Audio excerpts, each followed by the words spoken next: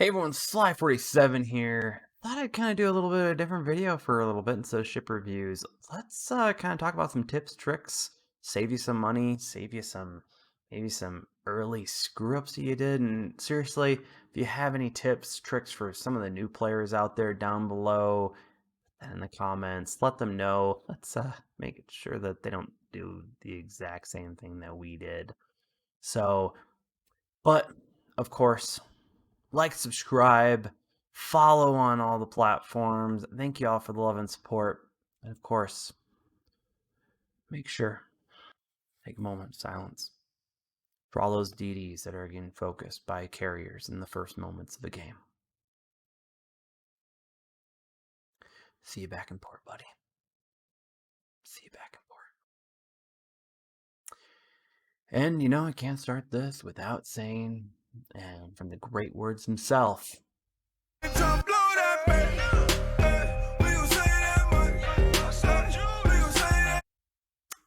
start this. So for one of our first tips that I'm going to give, I'm actually going to focus on the people who actually are like, hey, I need a bit of credits there, kind of squeaking along with that. I highly suggest go down to blueprints and see if you can sell anything out of these. I don't play carriers, so of course I just go in here, grab a little bit extra, sell these, make it pretty easy. If you don't play a certain ship type, let's say you don't play torpedoes, you can definitely sell the torpedo ones. Like, why need it? Well, what's the purpose? You don't really need that. You'll have everything available. It gets you a little bit of credits over time and kind of adds up. Same thing with the supplies area. For me, of course, I don't have to have these, so I can sell them. Once again, you don't play DDs, you can remove the surface section a little bit sometimes. I really wouldn't sell too many of your normal repair kits or your advanced or your damage control kits. You tend to use those, but of course, when you get a bunch of them like I do, just out of plain, sometimes you can kind of just, sell a few, get a little extra, creds while you can. By far, I'd say probably one of the easiest ways to accrue a little bit extra money when you desperately need it for that next ship. So this is for the players that don't have a lot of time on their hands. That of course maybe they're a little busy. Some days they're not. Some days they can play a bunch. Some days they can't play at all. Try to make sure bop in, get these ads done. Pop them in, get a few blueprints every day. Also join a clan for the fleet shop. Mostly, in my opinion, grab boosters specifically in order to, hey, make sure that you're constantly able to keep those grinds up and everything that we'll hit on later. But I would say blueprints are a little rough to do. Maybe even grab a crate key every now and then if you have enough. But I'd say boosters are probably the main priority, at least to me. Leave in comments down below what you would prioritize. But I would definitely do that, and also check on the fleet challenges. Occasionally, you might actually have some missions done and you get some free stuff. But next thing, of course, go in, grab that daily login every day. It literally takes 30 seconds to do, and it slowly adds up over time, so I'd highly suggest doing that. But yeah, that's for your daily players. Don't have a lot of time. And of course, go in here, special offers, crates, grab your commanders, grab your daily supplies. That's pretty much my daily routine, and I can get done normally within about 2 minutes, and I could be in between a meeting or something. So for those players, not enough time, think about doing that. You can get a little bit out of there every day, and you constantly keep on progressing. So next tip, missions. Exactly. Now, of course, I've got premium, we'll talk about and hit on, but basically with missions, what I would always strive to do is get the missions and flip the ones that you're like, hey, I'm just not going to have time for. Getting 2 floods in the game, you don't always have the ship for. Getting 2 citadels in the game, you don't have all the ship for. Getting particular ship kills out of a certain type, that's another pain one. Try to flip those and replace those. Don't pressure yourself too much in trying to get those kills and everything like that. I'd really highly suggest trying to focus on things that you can and can't do instead of doing that, and especially when you only have 2 of them. I know the pain. It's one of those things, you just got to maximize this. Sometimes it's just not doing your weeklies and getting your dailies done, so you keep on progressing and getting these larger boxes specifically. So I would highly suggest doing that, getting all that done, and trying to pair things up as much as possible. And if not, just don't worry about it. Don't fret over it. So for this next one, we're going to go into the store, and I'm going to specifically shout out on these XP packs. Luckily, we have them in here right here. Um, Play the game on a ship you already have maxed out. Do not buy these. These are just straight up, they're just not worth it in terms of you literally can just buy gold and convert your free XP, which of course, after you play just a little bit, you'll have a few million.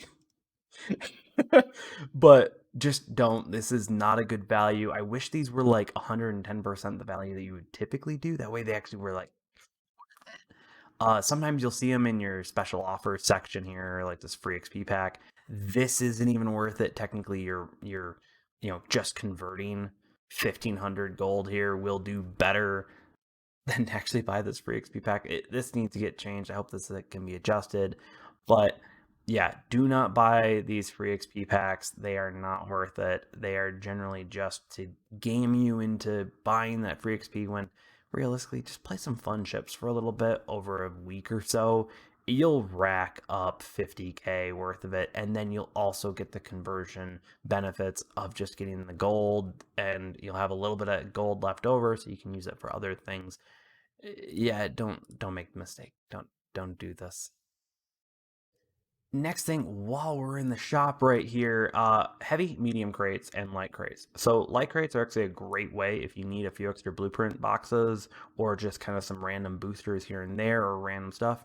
Though I would say with the amount of money you put in, I'd rather just straight up buy some of these individual items down here, like specifically repair, kits and everything like that. Rather just buy them manually. They're very cheap, so I really wouldn't worry too much about this. But if you're like, hey, I just kind of need everything here, you might as well pick it up, and you occasionally get a box and occasionally get some camo, which actually isn't too bad, or even a really nice booster. So I highly suggest this if you do have the extra cash. If not, buy things specifically as to what you need. Medium crates, you tend to actually get a bunch of medium crate keys from your fleet shop and or victory blitzes or blitz challenges or all this other stuff. So I kind of don't ever really go into this. Along with the heavy crate, you can occasionally get a heavy crate key.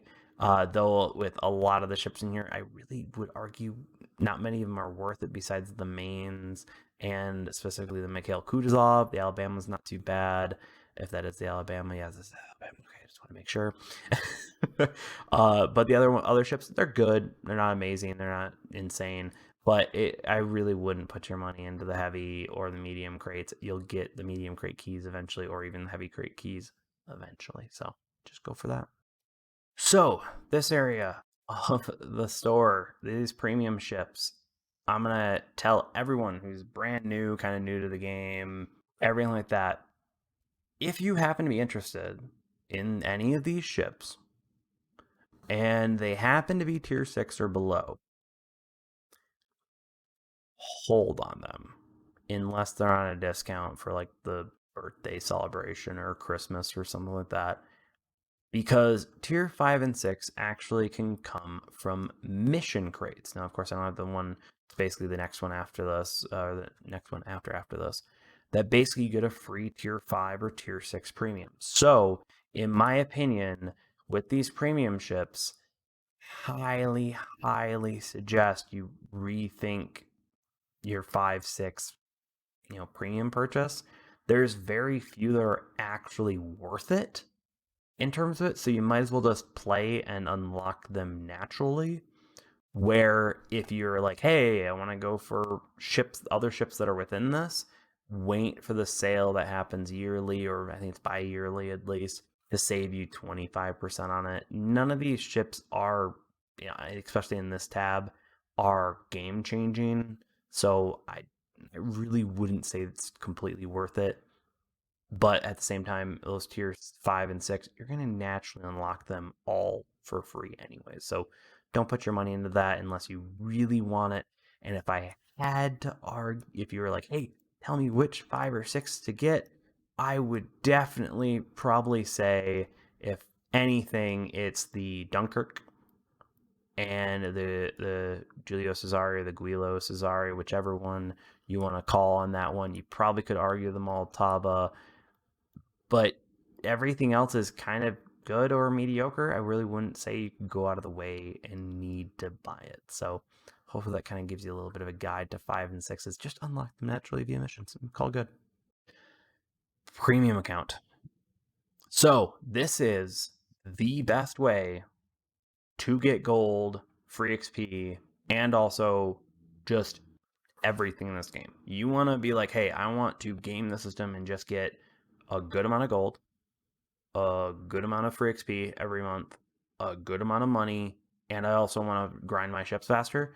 Just do this monthly subscription and put a timer, put a reminder on your calendar for every month to remind you that, hey, by the way, this is still ticking off. This is still charging you. That way it doesn't get lost in your inbox and such. This is a great little plan, offers a lot of benefits, and it helps get you towards that free XP that you can convert, gives you a great gold conversion amount, and also gives you a lot of credits over the month to kind of help you just keep on working towards it. And it really does push you to kind of log in once a day, which once again, getting your login rewards, getting your daily blueprint boxes and everything like that. This is by far the easiest way. And if you're, hey, getting into the grind, this is a great situation to purchase and a lot of benefits for a pretty cheap package, actually. So I would highly suggest that. Talking about monthly things, haven't really done a video on the Blitz Pass in a while, so let's kind of do it. Let's kind of talk about it. Of course, I put up metrics every month at the beginning of a month to describe, hey, is this Blitz Pass worth it? I really feel like they really haven't changed much of the Blitz Pass. So in my opinion, in the recent months, it's really been, are you interested in the ship and the stuff that comes along with it? Because it's not really that much more. In my opinion, and I think a lot of other CC's opinions, realistically, that $5 to $10 range for unlocking the goodies on the bottom is by far the best value. I think this month for Halloween, it's 15, though they are giving away a nice ship, which is the Black New Mexico, which actually is a pretty darn good ship in my opinion. But it really comes down to, do you want the ship or not? Because in reality, the rewards are kind of just all over the place. Like, yeah, they will help you in everything that they give you, but they're not going to be something like that a veteran player will always need. And the advanced crate, don't never buy it for the advanced crate. Sometimes you just like at the end of the month, hey, I finished that Blitz Pass, but I can't play much, so the advanced crate is nothing. So don't worry about that. You occasionally get gold from it, but not too much. But realistically, Blitz Pass, if you want the ship, I'd suggest getting it, especially if you can get at least to the ship and a little bit further, like up into the 60s and 70s. Of course, if you finish it and you want the ship, you might as well get it. It's a great value for its proposition and what it gives you. And yeah, that's really my opinion. It's pretty simple. Like the ship, get it. If you don't, then don't. You just get the free stuff. So you might have just started the game, or you're kind of just starting to get into the game, and you're starting to see something called the Shipyard. You're starting to acquire some copper, steel, titanium, probably not titanium, but you're starting to acquire some copper and steel. First and foremost, I have other videos on exactly what I think of this shipyard's rotation, but I just want to say, first and foremost, your titanium should literally only be used on ships that are dang good, that are incredibly good. You have multiple CCs saying this is an instant buy, please get it, everything like that, or you're gonna love it, anything like that. Definitely not. Steel, you mostly get from tier 9 and 10 ships, so understand that that's gonna be a little bit harder. You have to get the battle honors, you have to play those tiers. You can get it a little bit harder. You do tend to get at least a steel and titanium out of the legends if you play enough and get into the legends situation with missions and everything and ranking, all that stuff. Copper, once again, you'll get that from legends, but you also get it just from playing all of your tier 7 and 8 ships. So you'll unlock that stuff a lot easier. So understand, if you're like, hey, I've got a bunch of copper, pick up a ship, you can. You're not really going to be hurting yourself with that, because you'll naturally get more and more over time. Whereas steel, titanium, be a little bit more stingy with it. Okay, just a forewarning. So on grinding specifically, I have kind of two different styles specifically. One is, hey, I'm enjoying the grind, everything like that. And the other one is kind of, his grinds are okay, kind of spread them out, kind of figure out how much time I have. So specifically when I'm grinding one line, what I'm going to specifically do is try to go in, get my 3 victories of the day with those 50% ad boosts at the end of victories, specifically, and or just go in for 3 games. And if I win or lose, I'm just boosting them no matter what. And you'd be surprised on how much that adds up over time. You can average 10, 15K worth a day, even with some losses within them, and you're absolutely just whittling away at that next grind that, maybe you're just not enjoying it, maybe you're not having fun. So I'd highly suggest that if that's something where it's like, hey, I don't have much time in my life, I just need to play and I want to get to the next tier because this is a rough, line. So let's go to the other one where for me, I prefer more tiers, but of course right now I've got 2 9s and an 8. So a lot of coexisting lines. Normally what I'd want is like a tier 6 that I can grind, a tier 8 that I can grind, maybe another tier like a 7 or a 9 or something like that. Something where it's like, hey, I start playing some games in tier 9, it's pretty sweaty, some really good teams are out. I'm going to bop down to 6, give it some time, let those players run some games, maybe leave, cycle out a little bit, go back down to the 6, kind of just flutter around in the tiers depending on what's fun, and whatever happens to be the one that's the most fun, I grind that. Where right now, of course, I've got a lot of close tiers, so I'm mostly hitting right now, hitting the Z46 hard, occasionally going and playing the Oster just in case there's a lot of carriers and such, because the Z46 can't handle that. And eventually I'm going to get on to the Ognavoy, but right now I tend to just kind of stick with just play those 3 games a day, try to get those wins, try to get those boosts, and eventually you're going to get to that tier 10 or the tier 7, 8, 9, whatever that you're grinding towards. Highly suggest you either hyper focus it or just play what's enjoyable at that time and try to figure it out. Highly suggest having a variety of ships no matter what you're grinding up, but of course at my position right now, it's more of the hyper focus situation. Just get it done so you can get to the tier 10 and be done with it. So hopefully this helps some people in the tough times. So on grinding a little bit, you're going to run into some camos. So highly suggested there's a 50% camo, and then you've of course got the Blitz camo here. That's a 65, so it's a little better. So you want to use these camos to kind of push your grinding just a little bit better. Never worry about Sea Storm, though. If you have nothing else, you might as well put it on because it's a 2020 boost of whatever. You'll occasionally run into certain camos that kind of do the same thing, or certain camos that give you 100% silver bonus.